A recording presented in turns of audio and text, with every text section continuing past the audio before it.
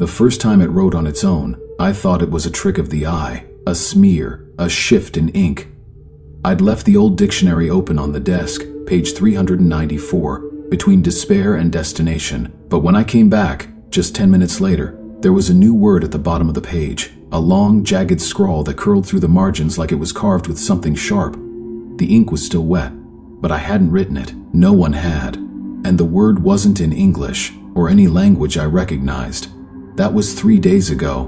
Now the pages won't stop bleeding. I found the dictionary buried inside a locked cabinet at the university's old linguistic archive. No catalog number, no binding, just loose hand-aged pages stacked between rotting boards, wrapped in what I thought was leather, until I realized it had pores.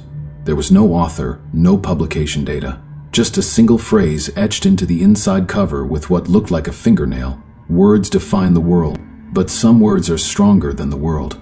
I should have walked away, but I didn't, because the ink moved when I touched it, like it knew me. The first night I brought it home, the pages rustled on their own. No wind, no fan. I left it on my desk and tried to sleep. But at exactly 3:17 a.m., I heard a whisper through the drywall. Not from a voice, from a page. I walked back into the study and saw the dictionary open to the letter D. My name was scrawled there, not printed, written, in my own handwriting, but distorted, like it had been rewritten 1,000 times over itself, until it forgot how it was supposed to look.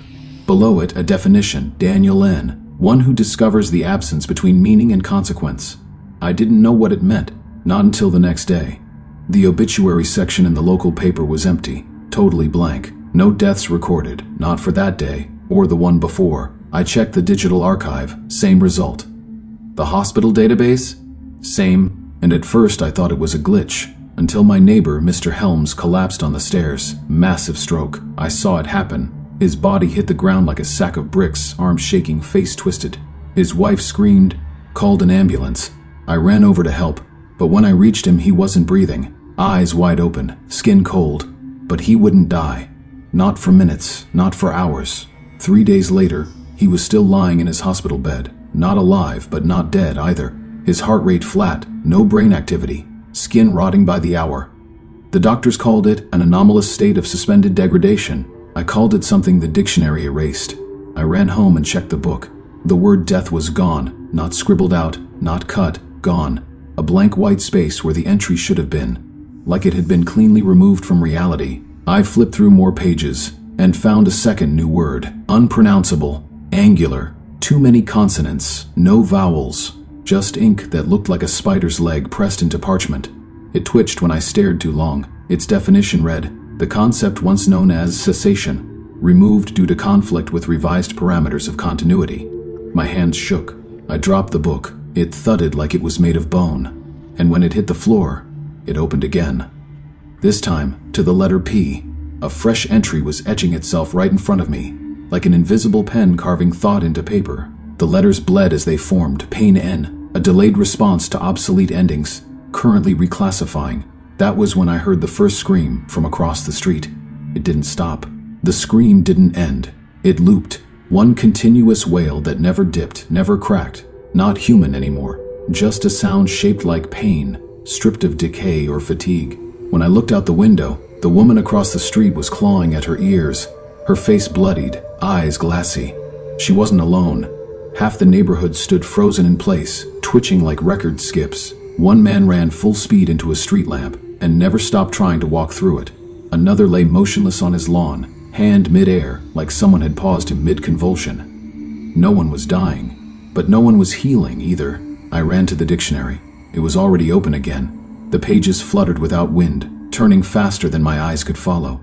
Letters crawled across the parchment like insects made of ink, reshaping old entries, blurring boundaries. I caught one mid-transition. The word was mercy. Its definition bled away in thick rivulets, reforming into this, mercy v, obsolete, a cessation gesture requiring a conclusion, disabled after erasure of terminal state.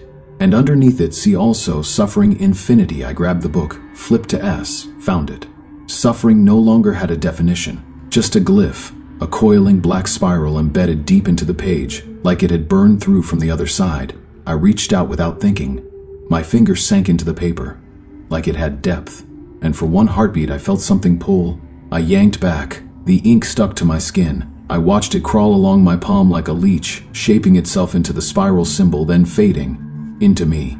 My body didn't hurt, but it knew what hurt was supposed to be. The memory of pain buzzed in my nerves like a phantom limb twitching where a wound should have ended. The dictionary wasn't defining things anymore. It was rewriting how they existed. I needed help. I packed the book into a duffel bag, wrapped it in towels, and drove to campus. The linguistics department was dark, weekend hours, but Dr. Kellerman's office light was on. He specialized in ancient scripts, dead languages, the edges of communication. If anyone could make sense of this. I knocked. No answer. The door creaked open. Kellerman sat at his desk, back to me. The air smelled like ozone and burnt paper. "Kellerman?" I said. He didn't turn. I stepped closer and saw that his skin had become translucent. Not invisible, translucent. I could see layers, veins, tissue, muscle, flickering like a projection. Letters crawled across his arms, tiny ones, not English, not even glyphs. Just shapes that shifted every time I looked at them. He turned his head finally, smiled. "Daniel," he said, "it speaks to you too?" I dropped the bag. "You've seen it?" "Page 0, he whispered, eyes gleaming. "That's where it begins, not A, not Z. 0, the null word, the seed." I didn't understand, until he reached into his drawer and pulled out a single torn page. It was blank. He handed it to me. "Read it," he said. I stared. At nothing. Then the letters rose up, printed in wet black like they were coming from inside the paper, and page 0, the Unword, the first erasure. To write it is to overwrite. To overwrite is to unmake. Beneath it, smaller, "This page defines the act of redefining." And below that, "Pun, you are now a synonym." I dropped the page. It hissed as it hit the floor, folding itself into a new shape, triangular, sharp, more symbol than sheet. Kellerman stood, but he didn't stand like a man. His knees bent wrong. His smile didn't move. His eyes didn't blink. "And see now," he said, "language isn't for communication. It's a binding contract. Every word you speak agrees to the version of reality it belongs to." He gestured to his chest, and a dictionary broke the agreement. I stumbled backward. The air behind me twitched, not shimmered, twitched like a badly compressed video frame. The hallway outside was gone. In its place was a corridor built from text, walls of definitions, ceiling of phrases, a floor that read, "Path N," the line between points that thinks it is chosen. I didn't step forward, but the floor moved me anyway, dragged me into the corridor. The bag in my hand writhed. The dictionary inside pulsed against my ribs like a heartbeat. I looked down. The zipper opened on its own. A page lifted and unfolded, slowly, eagerly. A new word wrote itself across the parchment. My name, but this time the definition was different. Daniel N., one who carries the lexicon of origin, a cursor for new commands. Cursor. I felt my feet lock in place. The walls began to type themselves. Sentences stacked upward, rapidly multiplying.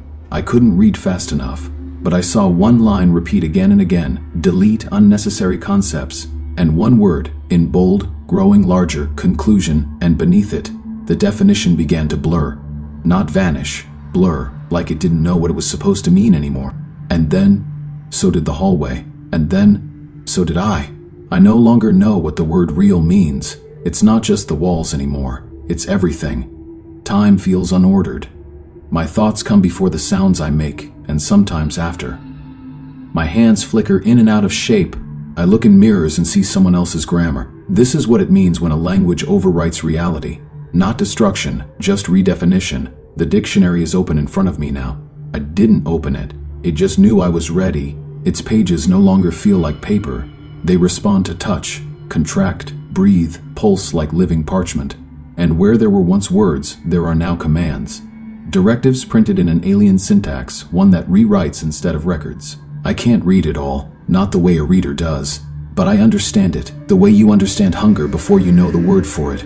The corridor collapsed hours ago, or minutes. There's no path now, just a white space, like the blank page between chapters, stretching endlessly in every direction. The dictionary is the only thing here with mass, with form. I carry it, or it carries me. I open to the final page, and I find myself, not metaphorically, literally.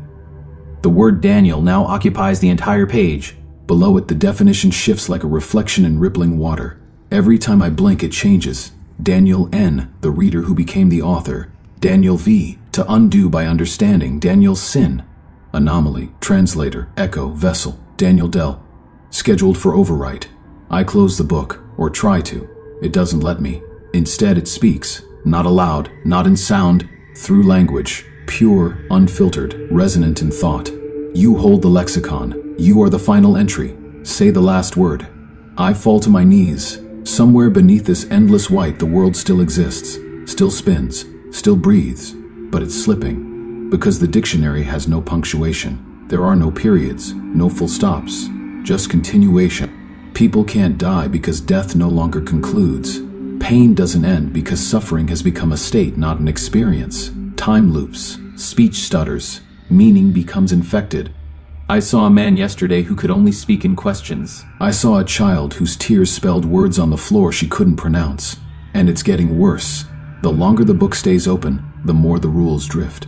I asked it what it wants, and it answered. Clarity, unification, a language that cannot be misunderstood. That's what this is all for. Not destruction, not chaos. Just the creation of a new dictionary, a perfect one. Where there are no contradictions. Where no word is ever misused, where everything has a single, unchanging meaning. Even people, even me, even you. The book begins to glow. The symbols bleed from the page, crawling up my arms, embedding into my skin like tattoos of pure syntax. I feel my memories being indexed, sorted into definitions. Regret, curiosity, guilt, hope. All labeled, all bound. I could close it, maybe. Rip out the last page. Say a word it hasn't defined yet. Something nonsensical, something free. But I'm afraid, because I think I already did. Page 0, the Unword. I must have spoken it once. Maybe in sleep, maybe in thought, maybe it was never meant for mouths. But I said it. I know I did. Because the moment I found the dictionary, the world began rewriting. And now, I'm the only one left who remembers how it used to be. The book opens to the final command, a blank page. With one line, speak the last word, end the sentence, or continue forever.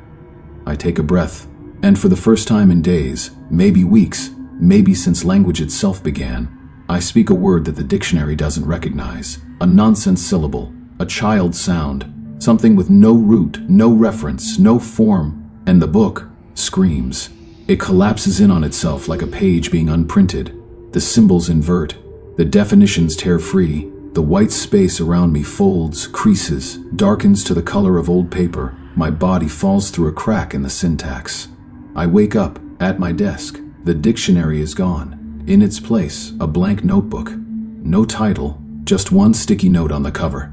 Handwritten, my handwriting. Do not define this. I look out the window. The world is still there, mostly. A bird sits on a branch, chirps in perfect rhythm, too perfect, like it knows what bird is supposed to mean. I blink. It doesn't. But that's okay. Some words are best left undefined.